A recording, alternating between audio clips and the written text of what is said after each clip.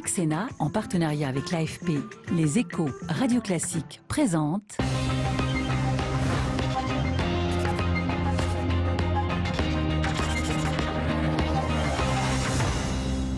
Le président du groupe socialiste au Sénat est l'invité de l'épreuve de vérité. Bonsoir Didier Guillaume. Bonsoir Michel Grossier. Et merci d'être avec nous à ce rendez-vous de Public Sénat avec l'AFP, avec Radio Classique et avec Les Échos. Vous répondrez à 3 grandes questions. C'est le schéma de cette émission, vous le connaissez. Est-ce que vous êtes à 100% derrière Benoît Hamon, qui a rendu visite aujourd'hui aux sénateurs socialistes, hein, vous qui étiez, je le rappelle, il y a peu le directeur de la campagne de Manuel Valls. Vous le direz à Lucille Bréau. Deuxième question, Emmanuel Macron, seul à se qualifier pour le second tour avec Marine Le Pen, hein, d'après les derniers sondages, n'est-il pas en fait votre candidat logique, celui avec lequel vous seriez le plus en phase? Question que vous posera Stéphanie Le Rouge. Enfin, est-ce que vous êtes inquiet de la tournure de la présidentielle dans notre pays? Nos voisins les plus immédiats, en Allemagne, en Italie, en Espagne, s'inquiètent d'une crise qu'ils jugent à la fois morale, politique, voire démocratique, qui frapperait donc notre pays. Ce sera la 3e partie de l'émission avec Mickaël Zamès. Mais d'abord, une question d'actualité. François Fillon est donc reparti aujourd'hui même en campagne, après avoir présenté ses excuses aux Français, à tous les Français. Est-ce que vous les acceptez? Est-ce qu'elles vous suffisent? Non, mais je n'ai ni à les accepter, ni à savoir si elles me suffisent ou pas. François Fillon a été désigné par la primaire de la droite. Il y a eu un certain nombre de choses qui ont été mises sur la place publique. Hier, il a pris ses responsabilités en expliquant aux Français, en s'excusant, en disant « je continue ». C'est à lui de savoir ce qu'il doit faire et à son, et à son organisation politique de savoir si c'est bien ou pas. Convaincu par son exercice de transparence? Non, parce que l'exercice de transparence, c'est très bien. Moi, ce que je ne veux pas, c'est qu'on fasse des exercices de transparence chaque fois qu'il y a une histoire. La question dans ce sujet, c'est est-ce que Pénélope Fillon a travaillé ou n'a pas travaillé? C'est pas à moi de le dire, c'est à la justice. Pour le reste, je m'en fiche. Alors, il y a des nouveaux éléments ce soir dans le Canard enchaîné sur les 45 000 € qu'elle aurait reçus d'indemnité de licenciement. Et puis elle aurait aussi également occupé 2 emplois pendant un laps de temps. Est-ce que là, ça vous fait réagir? Oui, parce que c'est à la justice de dire quel est le droit et de dire comment les choses... Certains dans votre camp ne se privent pas quand même de faire la leçon à François Fillon. Mais il y a toujours des gens... Vous êtes sur la réserve? Non, il y a toujours des gens à droite comme à gauche qui font des leçons. Moi, je ne suis pas un donneur de leçons. Donc j'estime que cette histoire pose un problème politique. Parce que ça laisse les gens peut-être aller ailleurs, dans l'abstention, voire dans l'extrême droite. Il peut y avoir des gens déçus. Moi, je peux comprendre quelqu'un de droite qui avait voté pour François Fillon ayant dit « je suis le plus vertueux », etc., qui sont là-dedans. Mais aujourd'hui, il faut attendre que la justice fasse son œuvre. Donc moi, je veux pas... La justice. Lui, François Fillon, il s'en méfie désormais. Vous l'avez entendu. Il considère par exemple que le parquet financier n'est pas habilité pour mettre son nez dans les finances d'un parlementaire. Vous êtes parlementaire, vous êtes même président d'un groupe. Est-ce qu'il a raison? Non, je ne crois pas qu'il ait raison. Je crois que lorsque la justice est saisie, elle est saisie par les moyens qu'elle doit prendre, et que ce soit le parquet financier ou un autre, doit faire ce qu'il a à faire. Moi, je ne veux pas rentrer dans cette histoire, parce que rentrer dans cette histoire, c'est s'ingérer dans l'indépendance de la justice.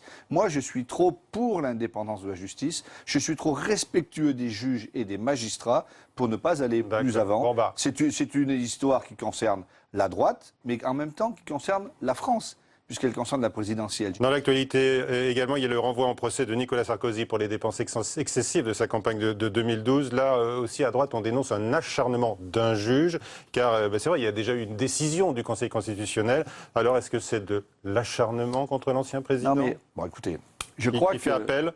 Oui, mais il fait appel. Là, acharnement? On est encore dans une... Non, on est encore dans une... Pas d'acharnement? Non, on est encore dans une procédure judiciaire. Bon, et visiblement, il y a eu un renvoi, Nicolas Sarkozy fait appel, on va attendre la suite. Mais je pense vraiment qu'à droite comme à gauche, lorsque malheureusement ça arrive aux uns et aux autres d'être touchés par ce qu'on appelle des affaires, ou d'ailleurs on ne sait pas si ça en est une, parce qu'on ne sait pas quel sera le jugement à la fin.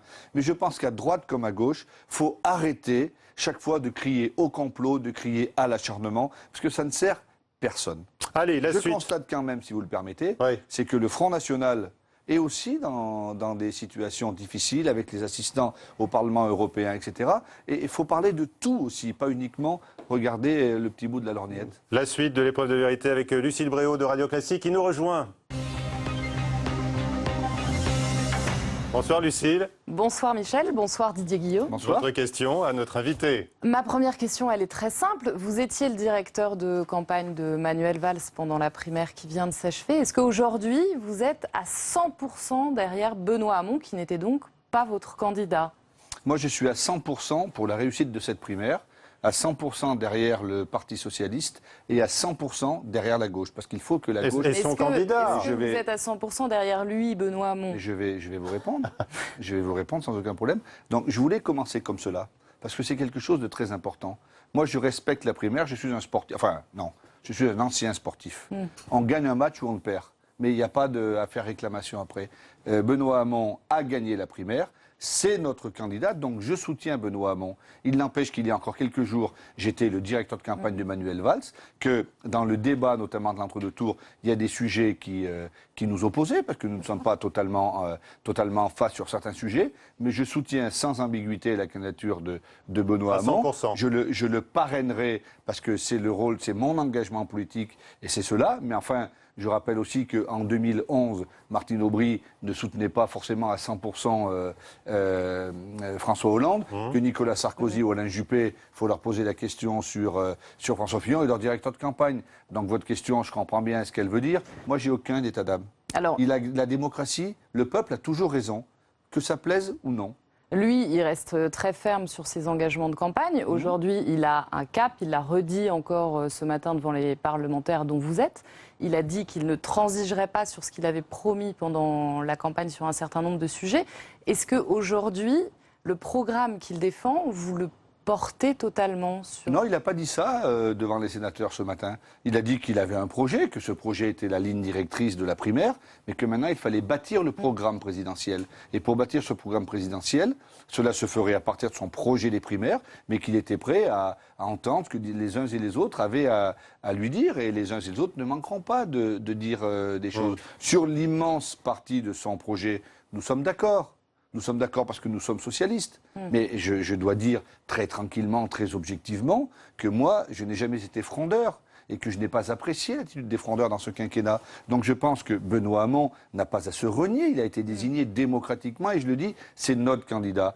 En même temps, j'espère que dans cette campagne, comme il a commencé à le faire un peu, il parlera de ce qui a été bien dans le bilan du quinquennat de François Hollande et il dira un certain nombre de choses sur ce que nous avons réussi ensemble, parce qu'on ne part pas de rien. Je reste persuadé qu'une campagne présidentielle, et nous l'avons vu en 2002, nous avions la meilleure équipe gouvernementale, on l'appelait même la Dream Team, le meilleur bilan, et pourtant Lionel Jospin, avec 16%, n'a pas été au deuxième tour. Donc on ne gagne pas une élection présidentielle sur un bilan, mais enfin un bilan, ça existe. Et moi j'en suis fier, et je pense que nous pouvons nous retrouver sur un certain nombre de sujets. Après, il y a le programme présidentiel qu'il devra bâtir à partir de son projet. Peut-être sur certains sujets, je ne serai pas d'accord, mais ça c'est la vie. Mais enfin, on le sait déjà, vous n'êtes pas d'accord sur plein de sujets. Pas sur plein de sujets, mais évidemment. Mais ça empêche sur la légalisation du cannabis, par exemple, vous non, êtes favorable? Sur le revenu universel? Non, je l'ai déjà dit, je ne suis pas d'accord sur la légalisation du cannabis.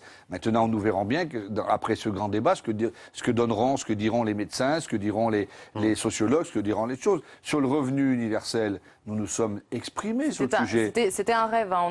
On a retrouvé ce que vous disiez, votre candidat aussi, Manuel Valls. Pas sérieux. Bien sûr. Vous le dites toujours. Mais parce c'est que pas sérieux. Le revenu universel, ça peut être le cheval de Troie du libéralisme et de la droite. Le revenu universel donné à tout le monde sans condition de ressources, je pense que c'est un leurre. Mais Benoît Hamon a avancé sur le sujet. Il a dit que dans un premier temps, il allait travailler sur un revenu, notamment pour les étudiants. Le revenu d'autonomie pour les étudiants. Moi, ça me va très bien. Donc il a parlé jusqu'au bout. Mais on verra bien. Mais financer 400 milliards d'euros du revenu universel, d'abord parce qu'il avait évoqué ça dans plusieurs années, nous verrons bien. Nous travaillons sur l'élection présidentielle de 2017 à 2022. Et moi, mon engagement de socialiste, le militantisme que j'ai fait dans la Drôme depuis des années, que je fais à l'échelle nationale, c'est toujours de me dire, on le voit tous les jours dans l'hémicycle, qu'il y a encore, même s'il peut y avoir des rapprochements, il y a encore des différences entre la droite et la gauche. Vous êtes prêt Non, mais à prendre c'est pas un problème. Une place active dans sa campagne? Non, je ne crois pas. Moi, je serai fidèle, loyal, sans aucun problème.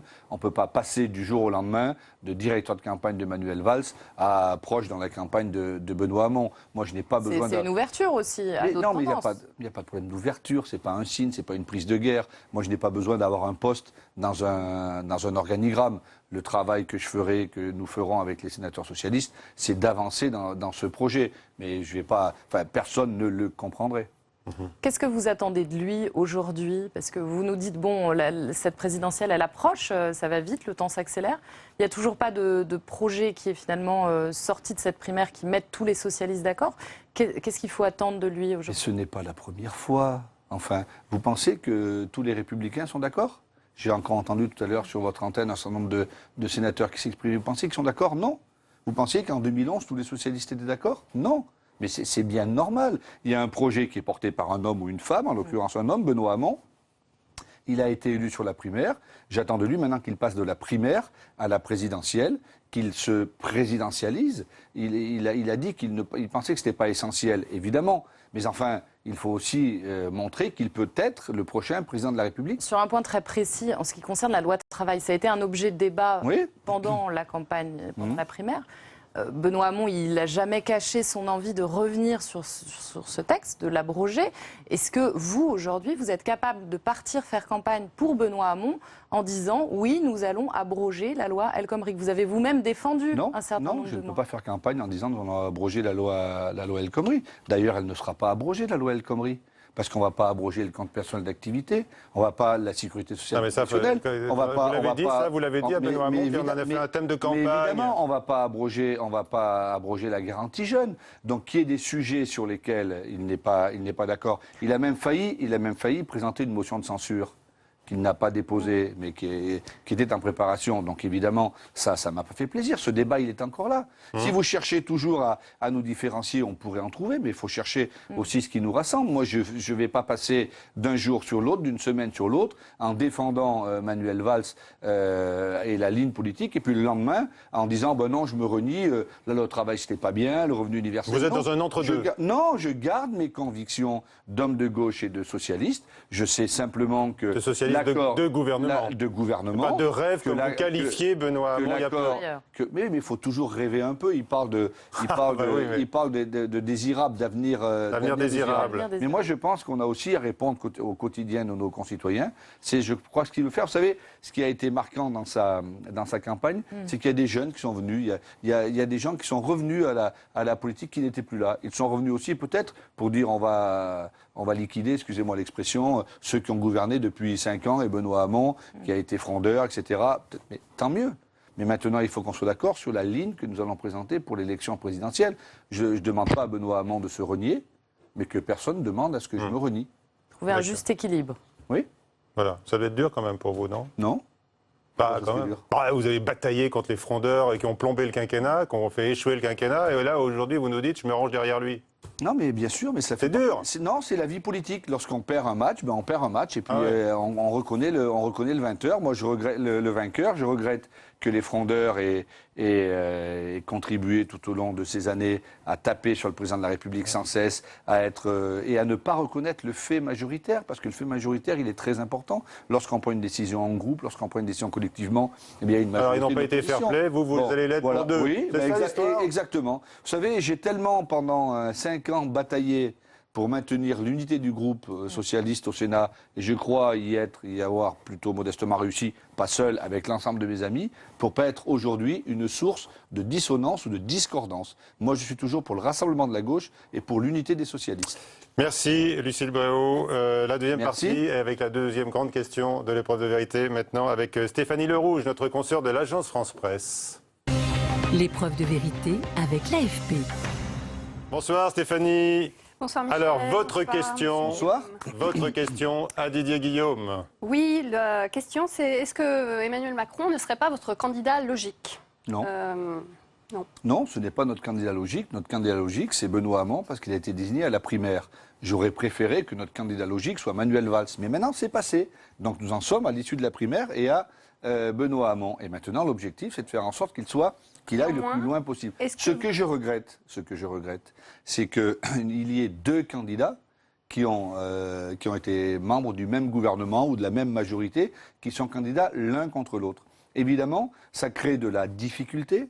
Ça crée parfois un peu de brouillard pour nos concitoyens, les électeurs de gauche qui disent « Mais alors, qu'est-ce qu'on fait? Qu'est-ce qu'on choisit? C'est la tête du client, la tête du candidat? Ou c'est la ligne qu'ils incarnent? Ils ont été tous les deux membres du même gouvernement. Ils ont défendu les mêmes positions. Benoît Hamon était membre du gouvernement pour le pacte de responsabilité, pour le CICE.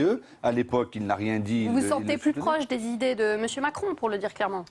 Non, mais je crois que nous devons regarder. Non, mais sur les idées.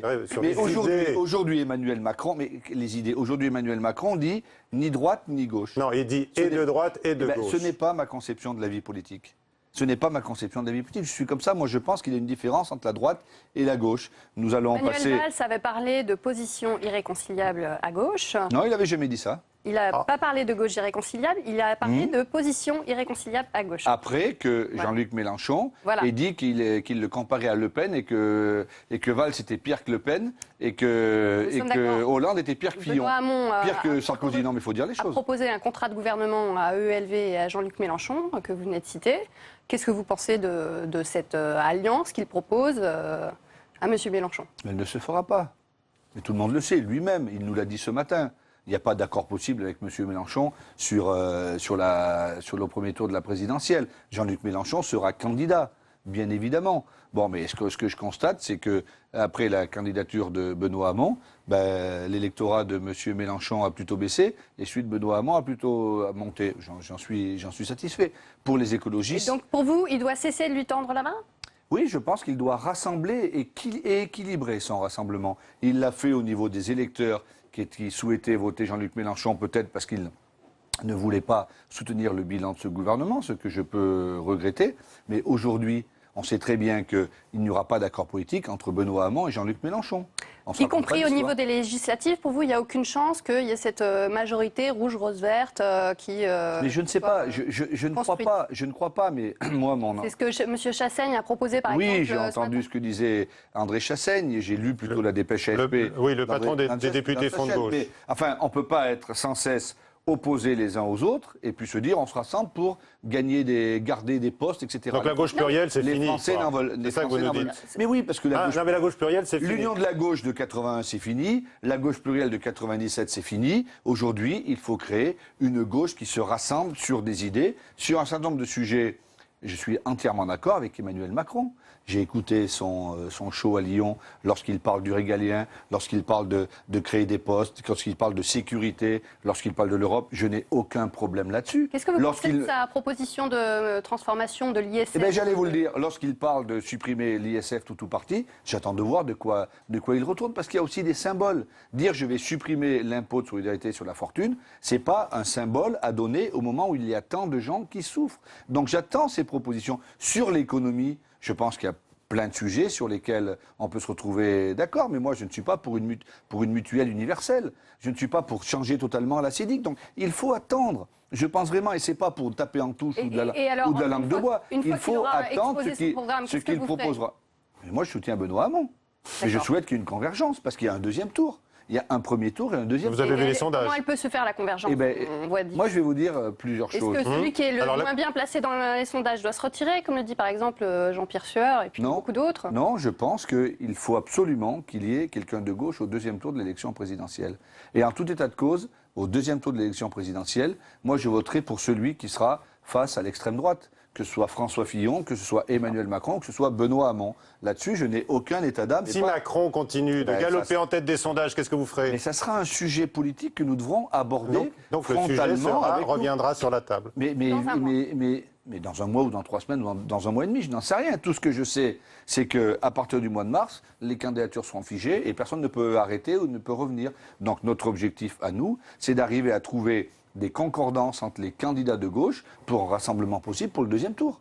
Bon, si au deuxième tour il y avait François Fillon et Marine Le Pen, je voterais pour François Fillon pour éviter évidemment que Marine Le Pen accède au pouvoir. Mais enfin, ça ne serait pas la même chose. Parce que Jacques Chirac n'a rien fait ou pas grand-chose du mandat de 2002 à 2007 il n'y avait pas de problème particulier. Là, quand même, les arrêts du projet de François Fillon sont terribles pour la France et les Français et pour ceux qui souffrent. Donc je vais mettre toute mon énergie dans les semaines qui viennent pour que nous ayons un deuxième tour avec Benoît Hamon face à Marine Le Pen. Ce sera plus facile de voter. Manuel Valls, dont vous étiez le directeur de campagne, il doit jouer un rôle dans cette campagne aussi? Non, mais pour l'instant... Est-ce que Nicolas Sarkozy en joue un? Est-ce qu'Alain Juppé en joue un? Est-ce que Martine Aubry en a joué un? Au téléphone, il est très présent, dit-on, l'ancien chef de l'État. Manuel Valls peut-être téléphone-t-il aussi. C'est vous qui l'avez plus que nous. Pour l'instant, il est en congé. Il se repose après 5 ans de gouvernement, après cette primaire, c'est bien normal. Et puis de toute façon... Il va revenir dans la campagne ou il va attendre gentiment la rentrée? Il n'attend pas gentiment ni la rentrée. C'est un homme politique d'expérience, c'est un homme politique de haut niveau. Et sa voix continuera à compter, n'en doutons pas.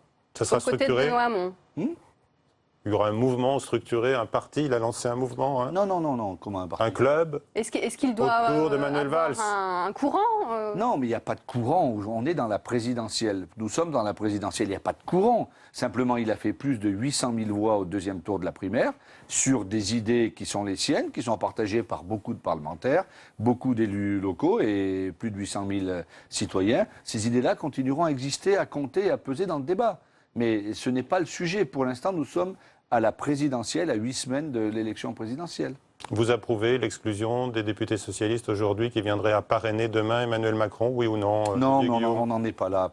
Si, la position a été réaffirmée par votre patron, Jean-Christophe Cambadélis. Le premier secrétaire du PS dit ce qu'il veut. Et vous, alors vous répondez quoi? Moi, je dis ce qu'il veut. Vous êtes pour ou vous êtes contre? Aujourd'hui, à force de parler d'exclusion avant que les choses se passent, je pense que ce n'est pas une bonne chose. Donc attendons de voir comment les choses évoluent. Donc vous êtes plutôt contre, quoi. Hein, ça ne vous plaît pas, cette idée d'exclure certains élus? Moi, je n'aime pas exclure.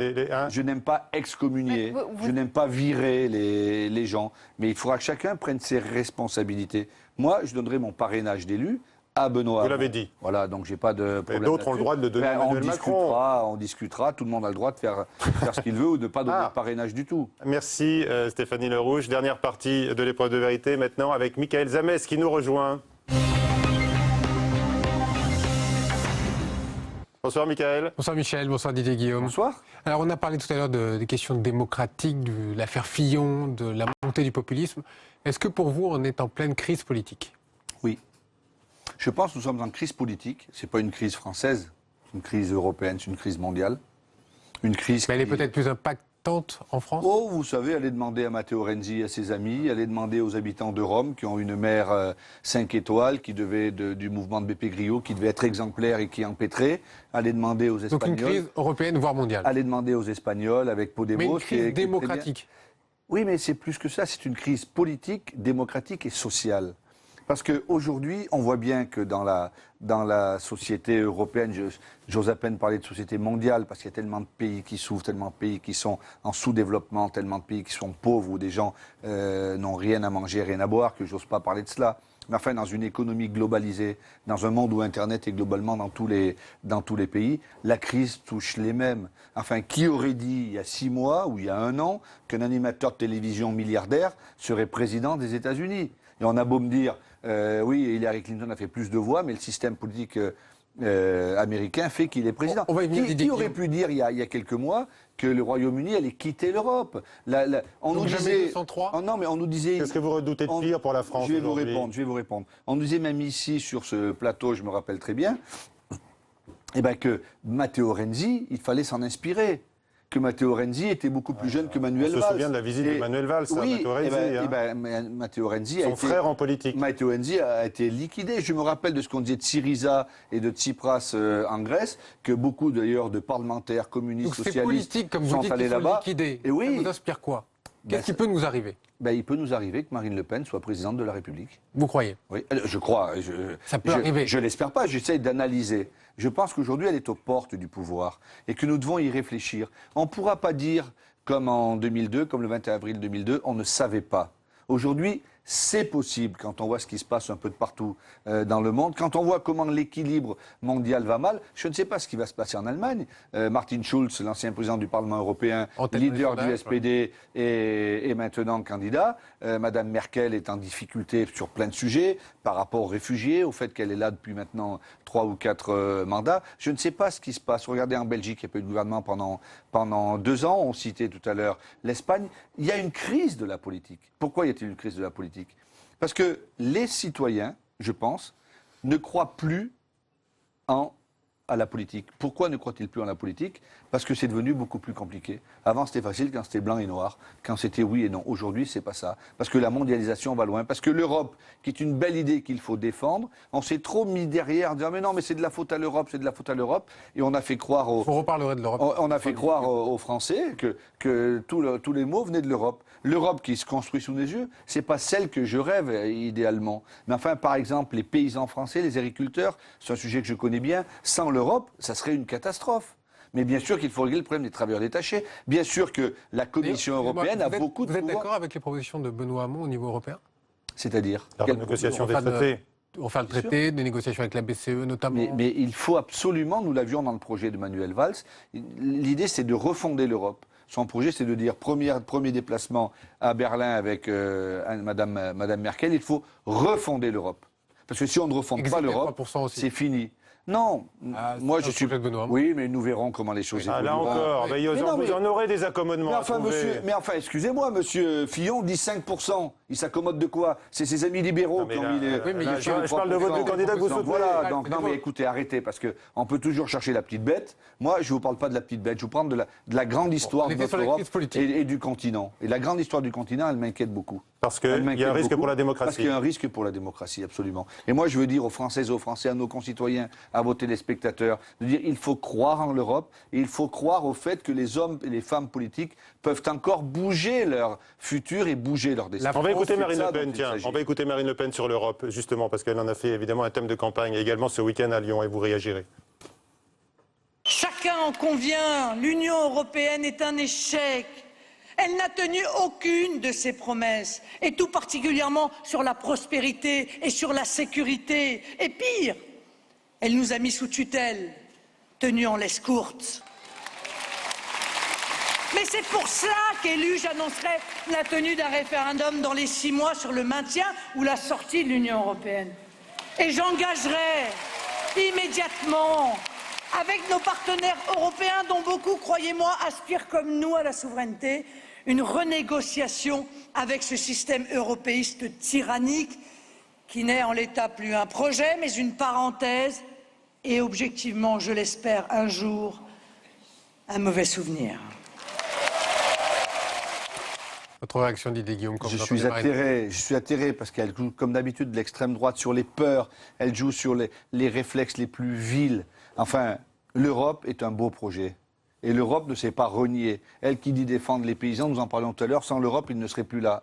Et sortir de l'euro, c'est la ruine de toutes les familles. 25e anniversaire aujourd'hui du traité. Oui, du traité de Maastricht. Ce week-end, le président Hollande était avec ses homologues à Malte. Hier, Bernard Cazeneuve était à Bruxelles. Aujourd'hui, c'est le 25e anniversaire de Maastricht. Et au mois de mars, c'est l'anniversaire du traité de Rome. Eh bien, par rapport à tous nos prédécesseurs, moi je me rappelle de Mitterrand et de Kohl, je me rappelle de Schuman et de Monnet, on ne peut pas abandonner l'Europe. Mais en même temps, l'Europe de la technocratie, ce n'est pas possible. Et ce qu'il faut dire aux Françaises et aux Français, que les sources de tous leurs maux, ce n'est pas l'Europe, c'est l'évolution de la société. C'est notre absence de réforme. Mais oui, notre absence de réforme d'un côté, et de l'autre côté, ce changement d'économie qui est terrible. Enfin, moi, mon modèle, c'est pas l'ubérisation de la société. En même temps, l'ubérisation existe. Aujourd'hui, mon modèle, c'est pas une société où il y a que des robots et des chômeurs à côté, parce qu'on sait qu'il y aura des robots, mais on sait aussi qu'il y aura des travailleurs. Et moi, je fais partie d'un département, dans la Drôme et avec une vallée du Rhône, où il y a beaucoup d'entreprises qui travaillent sur les métiers d'avenir. Ces métiers d'avenir, ils créent de l'emploi, parce que créer une borne sur l'autoroute, créer un robot, ben, c'est des gens qui le font. Donc l'emploi mute, et il faut prendre en main cette mutation. Et en même temps, il faut dire aux femmes et aux hommes qu'on ne les oublie pas. Et malheureusement, ils ont le sentiment que l'Europe les oublie. Merci à vous, merci Michael, merci à tous d'avoir été avec nous ce soir. La semaine prochaine, c'est François Bayrou qui sera l'invité de l'épreuve de vérité. À très vite.